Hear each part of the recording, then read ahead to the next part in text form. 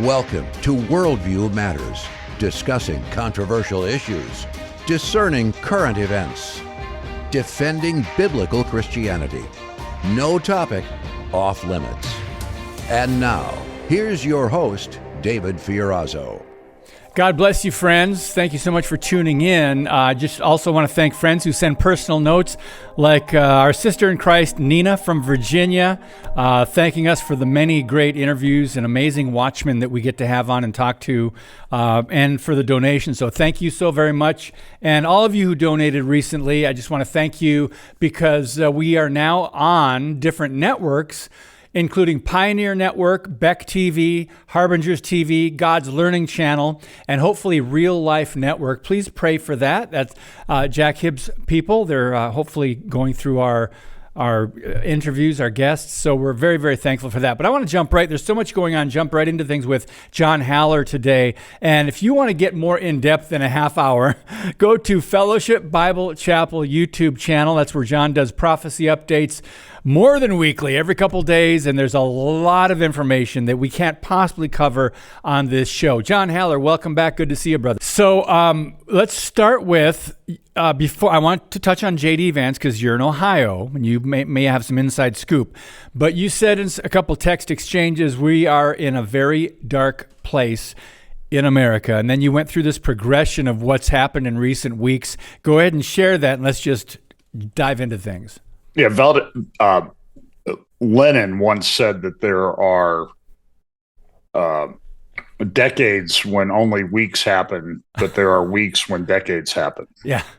Yes. And I think that's been true. I mean, everybody I've talked to has said that the news cycle in the last week or two has just been sort of mind-boggling, and it's sort of like what's real and not. So let's start off with J.D. Vance. So J.D. Vance is the senator from Ohio, the junior senator from Ohio. He was elected in 2022.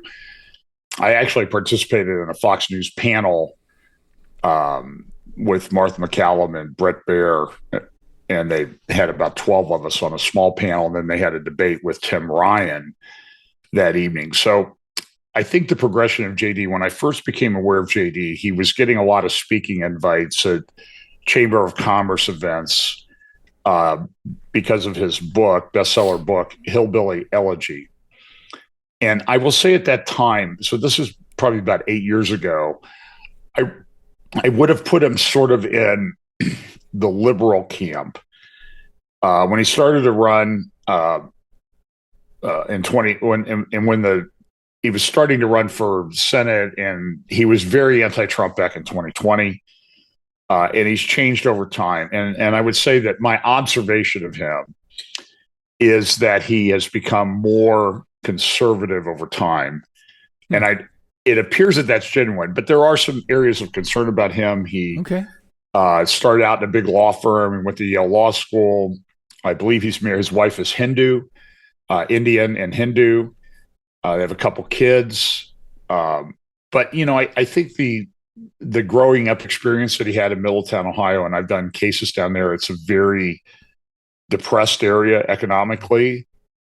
It was a famous sociological study back in the 1950s. I was a sociology major in college, so I know a little bit about this, about Middletown, or about sort of Middletown, USA was sort of like the quintessential mid-American town. And so it was very famous and well known because of that. But it's been economically devastated. I was doing some foreclosure cases down there. This is probably 10 years ago.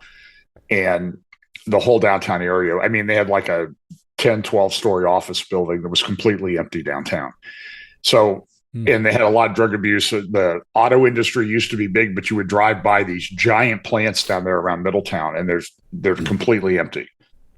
So that has a huge economic impact. And as JD noted in this book, Hillbilly Elegy, which I think everybody should read, it led to a lot of drug abuse, opioids, and that type of thing, and a lot of deaths in the area. Now, it's been a big deal here in Ohio. A lot of people have died because of this. So I think his move towards conservative values has been genuine, but he was also employed out in Silicon Valley in the tech industry.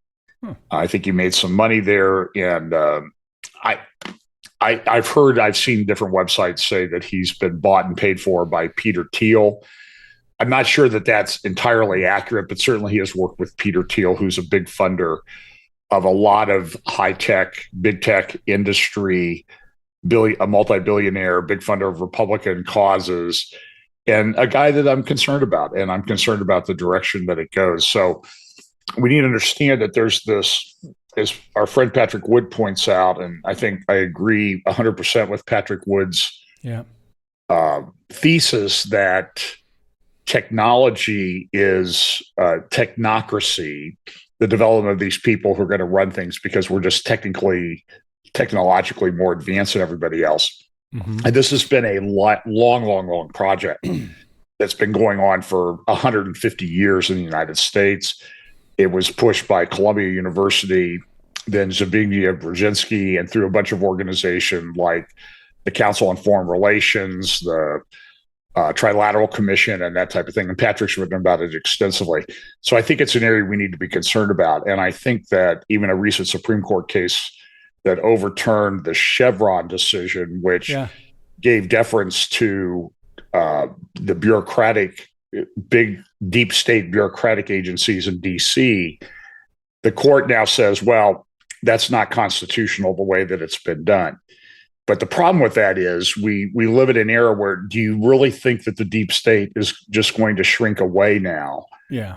And I think that that's a mistake. So while people are hopeful that the overturning of the Chevron decision will sort of put the brakes on the deep state, you have to bring those cases in court. They're not going to back off. And in fact, Elizabeth Warren just introduced legislation in the last day or two to say that, to essentially legislatively overturn the Supreme Court decision that just came down. Jeez. So, and then you also have the Supreme Court decision on the First Amendment, which was a horrible decision, 6-3 decision. Roberts, Kavanaugh, and Amy Coney Barrett joined in with the 3 liberal lunatics on the court and said, well, yeah, we don't know if there's a problem because the people who brought these cases about the government working with the big tech companies to censor people, they don't have standing to file the lawsuit. So you need to watch as these cases come to attack the deep state organizations that the courts may draw on that Supreme Court case on the free speech censorship issue and say, well, the people who are challenging the deep state and agencies on this don't have standing to pursue the lawsuits. So listen, my view is that the technocracy thing will continue, and any hope to overturn it, slow it down, is a 20-year project at least.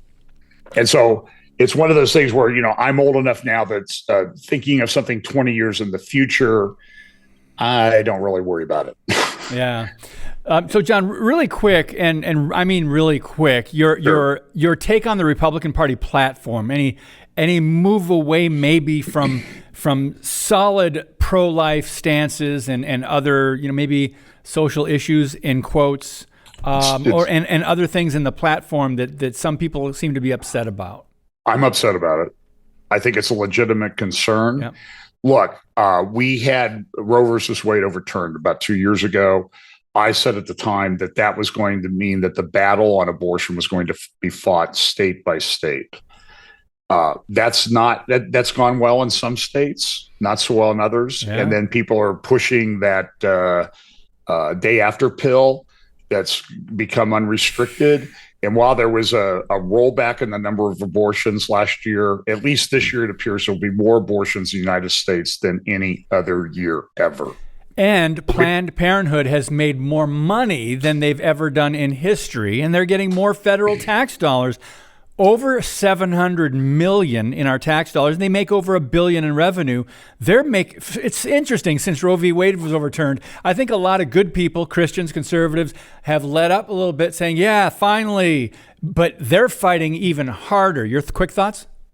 Yeah, and so what happened was, in here in Ohio, we had a pro-abortion amendment that was put forth last year. Yep. I live in a red county, Delaware County, one of the fastest growing counties, but it's changing because of the growth with the tech industry around here, homes going up all over the place.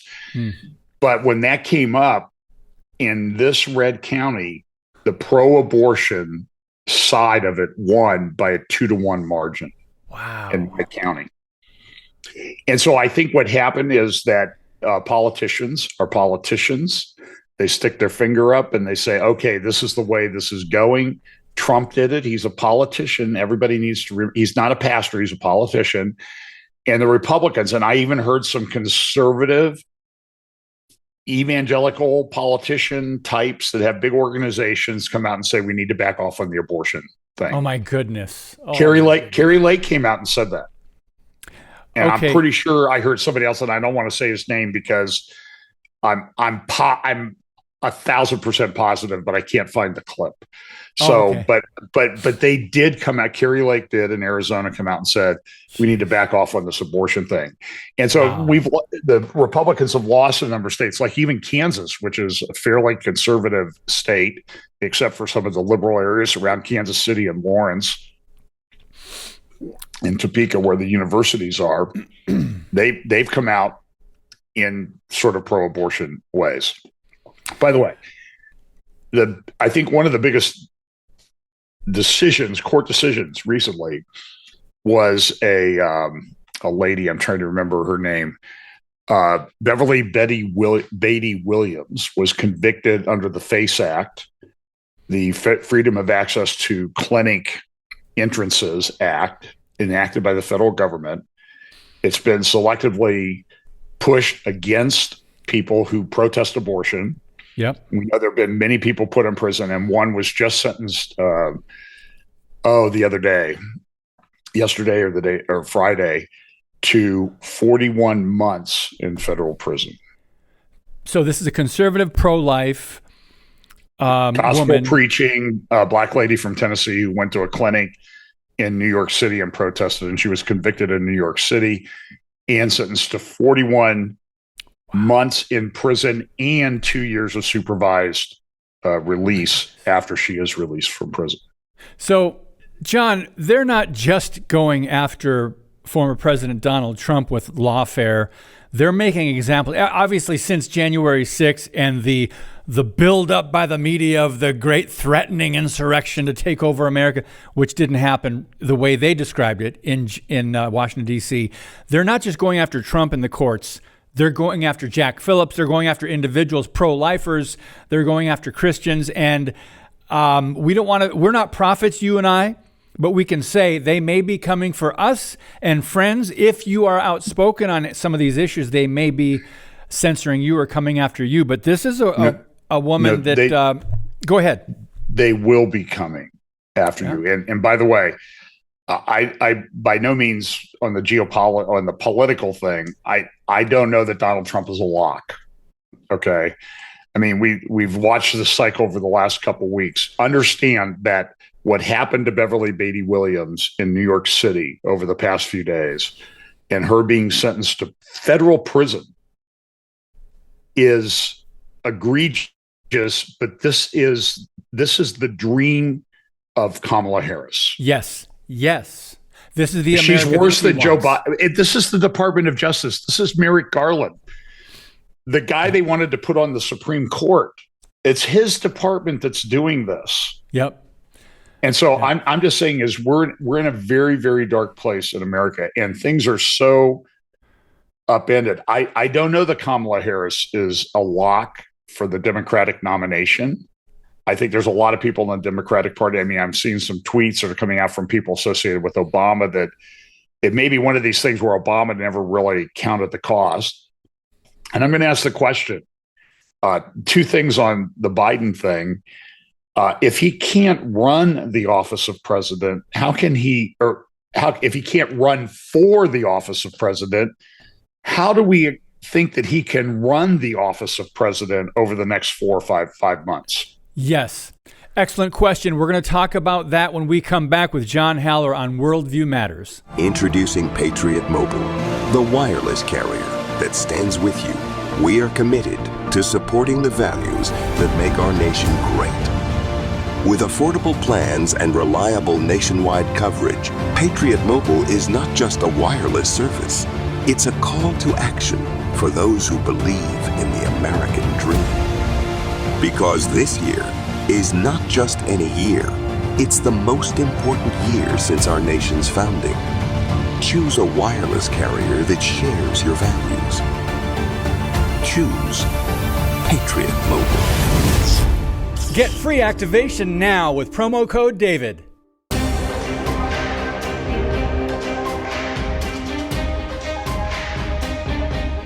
If you know someone, a ministry, nonprofit, etc., who may be interested in being a Worldview Matters sponsor, please email us, worldviewmatters@fpeusa.org. And you can also go to the website, if you missed that, worldviewmatters.tv. We're growing. Praise God. It really is amazing. We have an amazing God. So that shouldn't surprise us. But anyway, John Haller, you're concerned about what you call a very dark America, or we're in a very dark place. And before we got on the show, you sent me a text message saying they did not get Trump into prison yet. They did not assassinate him. Then Biden quit. I will add, then Benjamin Netanyahu comes to the States to speak to Congress. And now supposedly Kamala Harris has all Biden's delegates. Help us make sense out of where we're at. Like you said, a lot's happening in such a short amount of time. It's interesting, we talk about if you mess with Israel, things happen to you. And so Biden spent the better part of the last 4 years trying to get rid of Benjamin Netanyahu.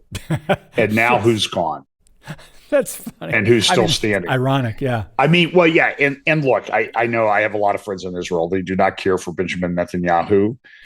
They think he's playing politics with this. And I think the issue with Israel, just real quickly, is everybody talks about the day after. What are we going to do? And Netanyahu actually had a plan. And actually on MSNBC this morning, on Morning Joe, they were saying, Netanyahu did put forth a plan for the day after Gaza. We win, and we're going to run everything for a long time until we train the people that live there. There's an article in the Jerusalem Post I meant to send you, and I forgot. There was an American comedian. He went to Ramallah in the Palestinian area of Samaria. I hate to use the term the West Bank. He interviewed people there. You can find the video on X. He said he was shocked. Every single person he talked to was a Jew hater. They hated Israel. They said they loved Hamas. They did not think they should release the hostages. And he said it was everyone. And eventually a large group of Palestinian men came to him and said, if you don't delete everything on there, we're going to kill you. This is in Ramallah. This is 5 miles from the Temple Mount in Jerusalem. Wow. On the main street in Ramallah. During the final days of Yasser Arafat, Israel kept reducing the size of his compound, and they've rebuilt it. It's a lot of. If you want to see nice homes, just Google for images of Palestinian leadership homes, and you'll see mansions. I've been in the West Bank, David, up around the ancient Tel Aviv. It's a neighborhood. It looks like Beverly Hills. And the interesting thing is there's nobody there during the day because I don't think the people live there. They take the money, they build homes, and then they come to America. Jeez. The whole thing is sick on an epic scale. The International Court of Justice came out last week and said that the Israeli occupation is illegal of the areas of Judea, biblical Judea and Samaria. There's a very good English lawyer from London named Natasha Halsdorf with the UK Lawyers for Israel. You should look her up on YouTube. She will tear apart the ICJ ruling. But you need to understand that where we are relative to Israel is 100 Democratic senators and congressmen, including Nancy Pelosi, boycotted Benjamin Netanyahu's speech before Congress yesterday. But understand that the ICJ ruling is merely a regurgitation of Resolution 2334, which was introduced at the UN Security Council December 23rd, 2016. Note the date. That's after the election where Trump was elected, defeated Hillary Clinton. But before he took office, the Obama administration which continued under Biden. We know that. That's why we call it the Biden administration. Yeah. Resolution 2334 is exactly what the International Court of Justice just ruled. It says Israel building settlements in the West Bank is a legal occupation, illegal under international law, and it's a total load of. I'm not allowed to use the words that I would say. It's nonsense. I think everybody knows what I want to say and what would accurately describe that stuff. And so my view on this thing in Israel, very difficult situation that Israel is in with the evacuation of the communities in the north. 80,000 or more people have left their homes in 45 villages and towns in the north. Whole city, a town like Kiryat Shemona, 25,000 people, totally empty. It's being decimated day by day by Hezbollah. Israel's on the verge of a major war in Lebanon that will be very economically and difficult for Israel in terms of casualties. There will be thousands and thousands of rockets, 5 to 10,000 rockets every day launched from Lebanon and Syria towards Israel. It'll be very difficult to defend against this. In Haifa, the hospitals, was interviewed recently with one of the directors of the hospital. They are ramping up for a 40% increase in emergency room admissions because of what could happen. And my view is, I'm going to give you, I don't know that I have an answer. I don't think that capitulating to them and entering into a ceasefire is in any way going to achieve peace. It's only going to appease them. My view is, for every village and town and home that needs to be evacuated because of what Hezbollah is doing or what the Hamas has been doing across the border into Israel, Israel should go to the West Bank, to Judea and Samaria, and start building settlements at twice the size of what they have to evacuate. Just take the land, for crying out loud, and stop this nonsense. I'm sorry. I know that sounds cruel, but I do not know what the other answer is. Yeah. Surveys show 85% of the people in the Israeli areas where Arabs live, in Israel and in the West Bank, support Hamas. Enough is enough. 85% support Hamas. Wow. That's a dangerous place then, meaning for Israel. Wow. Israel's, and everybody needs to stop calling it a war with Gaza, a war with Hezbollah in Lebanon, a war with Hezbollah factions in Syria. Call it what it is. It's the global war by Iran against everybody else. It's Iran is behind every single one of these things. The Houthis, they've shut down shipping in the Red Sea, but not just to Israel, to the whole Suez Canal, which is a major source of revenue for the Egyptian government, causing major problems in Egypt. All of this, I think, I talk about Bible prophecy. All of this plays very much into Bible prophecy. And I'm seeing a lot of even like Orthodox rabbis, they're saying, yeah, this is the end times. Mashiach is coming soon. That's what they're saying. Wow. So, John, we've got 4 minutes left, and when you're talking about this, and you mentioned Iran, I can't help but be disgusted at the billions of dollars that our government, since the Obama-Biden administration, has given to Iran, and we don't have a say. And of course, we don't have a media that's actually doing their job and following the money. So, what do you think about that? Look, I interviewed a guy. He's a secular guy named Francisco Gil White. You can follow him on Substack. And he makes the point, which I cannot refute, that this Iranian thing and the pro-Palestinian thing and anti-Jewish thing, it actually goes back into at least the Reagan administration. The Carter administration before that has been very pro-Iranian, billions and billions and billions of dollars. And when anybody gets caught, let's say it was during the Bush 41 administration, and said, well, what are you doing this with Iran? We shouldn't be pro-Iranian. they would say, oh, well, we made a mistake. And Dr. Gil White makes a very good point. It says, how is it that all of your mistakes benefit Iran? Yeah.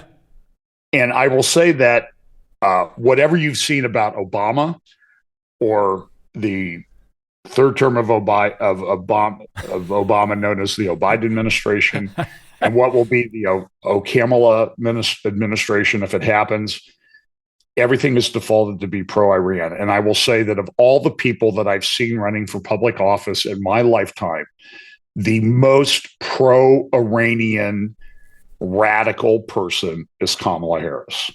She exceeds Biden. She exceeds Obama. Wow. And so I'm just saying is you vote for her, you're voting for Hamas, and you're voting for Christians to be put in jail because they protested abortion clinics. That's what you're voting for.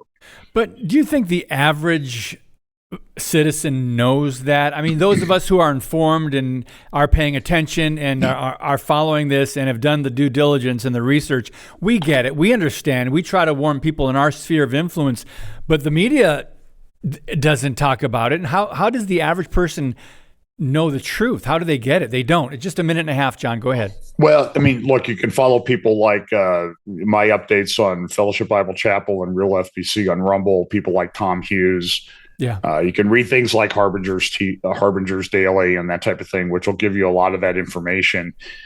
You have to do the legwork, and you just can't accept the media narratives. You've really got to dig. I mean, listen, there's a huge issue. Financial Times just did this 2 weeks ago. They put out a thing, deep fakes are going to be a big issue in the elections that are 2 billion people in the world are having this year for their national leadership. They used an example of a deep fake of a guy. They said, this sounds like the guy, but it's not. Who was the example that they used? The Financial Times of London 2 weeks ago, Joe Biden. Wow. This is a deep fake of Joe Biden on July 7th. It was published. I've got the video. Wow. And I'm like, they used an audio. But listen, what has been the question all the last week? Where's Biden? So we're in a very, very dark place, and people need to be very aware. Don't believe the media. We've got a page of resources on the website. Check that out. John Haller, Fellowship Bible Chapel. We just thank you again for your time. We'll do this again, Lord willing, soon. God bless you, brother. Thank you. Thank you.